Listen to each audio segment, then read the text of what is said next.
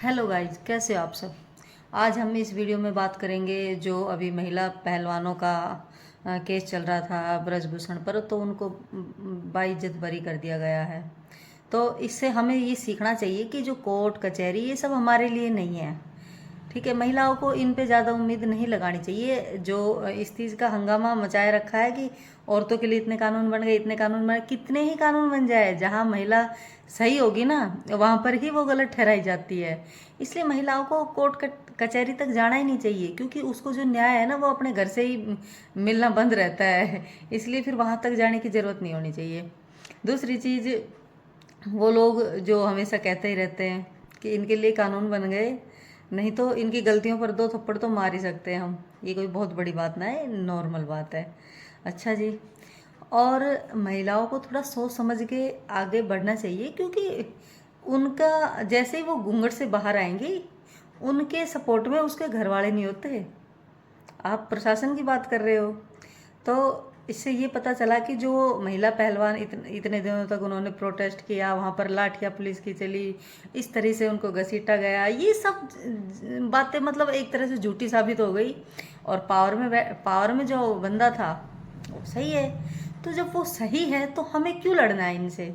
लड़ना ही नहीं चाहिए। महिलाओं के लिए नहीं है कुछ भी। जो महिलाएं ये सब कर पाती है, अभी पता नहीं उनको क्या कहें। जो कर लेती हैं, जो लड़ती हैं, वैसे तो क्या ही लड़ना है, आपको सबको पता है कि जल्दी से तो 0 FIR भी नहीं लिखी जाती है। प्रशासन उसको भी फाइल नहीं करता है, उसको भी वो पंचायत की तरह बना के उसको सोल्व करने की कोशिश करता है। हाँ, महिलाओं के लिए एक जगह न्याय मिल रहा है, उस जगह आपके लिए बिल्कुल आपको फोकस रहना पड़ेगा।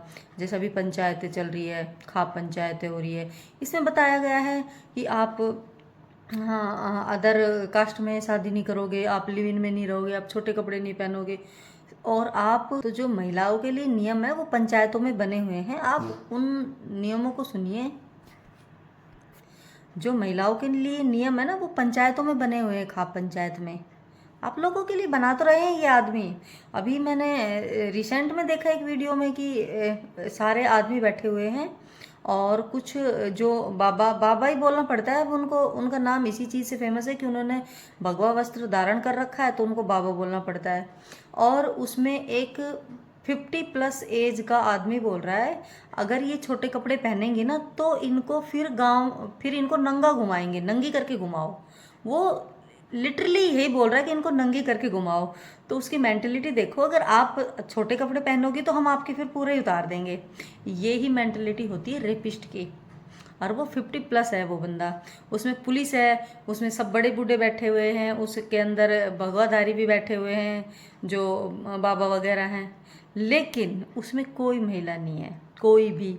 और वो कानून किसके लिए बन रहा है? महिलाओं के लिए, जो कि महिलाओं को ही नहीं पता कि हमारे लिए कानून बनाया जा रहा है मर्द समाज के द्वारा, अपनी संस्कृति को बचाने के लिए। कौन सी संस्कृति को बचाने के लिए? आप बनाओ ना, जो एक भी आपने कानून नहीं बनाया कि रेपिस्ट के लिए, कि हम प्रशासन की तब नहीं सुनेंगे। हमें पता चला कि जिसने भी गलत किया है उसको हम अपनी तरफ से सजा देंगे, हम प्रशासन तक पहुंचने ही नहीं देंगे। ये महिलाओं के लिए है नियम कायदे। अभी नारनौल के अंदर 4 महीने की शादी हुई है, टैंक में पाई गई है वो। इसके लिए बनाओ ना, कहाँ है आपके नियम? नहीं है आपके पास, बनाओगे भी नहीं। फिर कहते हैं कि लड़कियां ही नहीं है, शादियां नहीं हो रही, बच्चे ऐसे ही घूम रहे गाँव में। मार तो रहे हो तुम लोग, हैं? मार के फिर कहते हो कि चली गई, वो तो भाग गई होगी। उसका कैरेक्टर ऐसे डेफिनेशन करते हो आप। तो इसलिए जो महिलाओं को है ना वो समझ के थोड़ा आगे बढ़ना चाहिए। उनके लिए ना पंचायत है, ना कोर्ट है, ना प्रशासन है, ना सरकार है। उसने भी बताया कि आप गालियाँ नहीं दे सकते, गंदी बात होती है लड़कियों के लिए। अच्छा, आप कैसे दोगे? ये लड़कों के लिए बनी है गालियाँ।